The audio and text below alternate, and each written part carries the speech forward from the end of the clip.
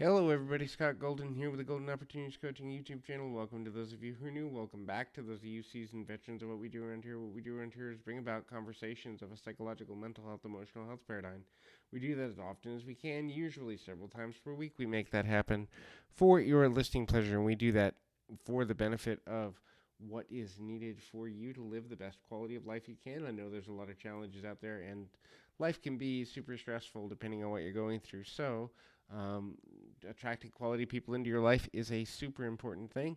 There's a couple of things that you need to look out to be able to do. If you're looking for coaching in that way, would love to be of assistance to you. If I can, please feel free to reach out at PO Perception on Twitter and or in the About Me section of this YouTube page. Either one will get you in touch with me or a member of my team. We can move on from there. So, first thing is say thank you. Be grateful for when people do things for you. Realize that if someone has done something for you, no matter how small, whether it's ultimately like open a door for you or cook you a meal or just, spend time listening to you, they are giving you their time. They're giving you their energy. They're giving you their value. They are ultimately taking from themselves and giving something to you that should be appreciated. The more appreciation you show, the more appreciation you will receive, but it has to be obviously genuine, and that's the important thing. If you really are burned out or you don't see the value in what someone's done for you, don't be disingenuous.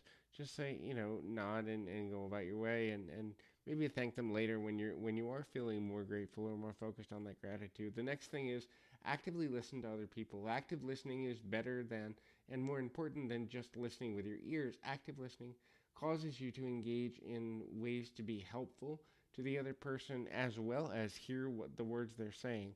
When we just listen with our ears and not be fully engaged and not active listening, sometimes we're jumping ahead to prove our point. We're jumping ahead to be heard. We're jumping ahead to be valued, and that can be important if we're being bullied or run over. But most people just want to feel that they have a commonality with us, and so by giving into the willingness to just listen actively and engage with another person, hear them through completely, try to avoid interruption, try to avoid cutting them off, we are creating the possibility for better relationships. Again, when a person's trying to build rapport, what they want is to be understood and completely heard first, and then they will do the same, hopefully, for your benefit. And so communication is very important. Be clear and concise with what your goal is before you communicate. And so this is super important on a number of levels, personal, professional, business, whatever have you, because so often people are just communicating to hear themselves speak,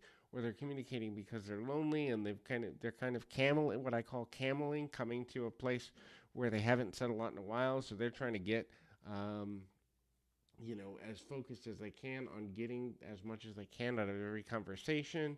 That can be super, super overwhelming, especially if a person wasn't planning to have a really heavy conversation for the day.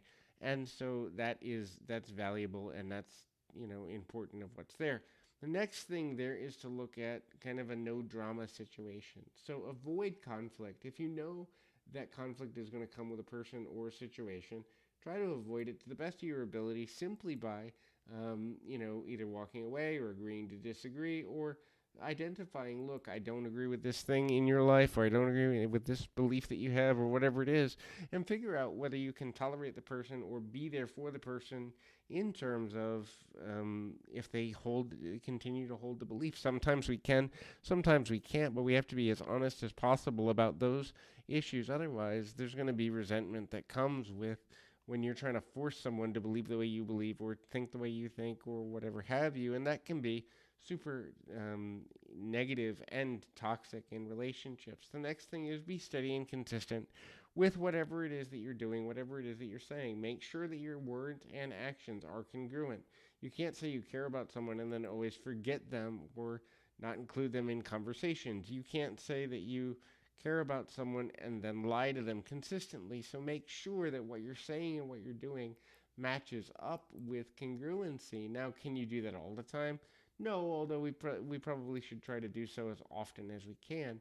But when we have messed up or we have come out short with what we said we're going to do, apologize as quickly as possible, and preferably come up with ways that we can avoid or try to avoid that happening again in the future to the best of our ability. When we do that, we then we'll be making the best possible decisions for the future and for the ways in which things are going forward in a positive and progressive way. So, hopefully, that is helpful. Hopefully, that's something that we can begin to do in a meaningful directive. And until next time, keep your feet on the ground, your mind in the moment. Until next time, everybody.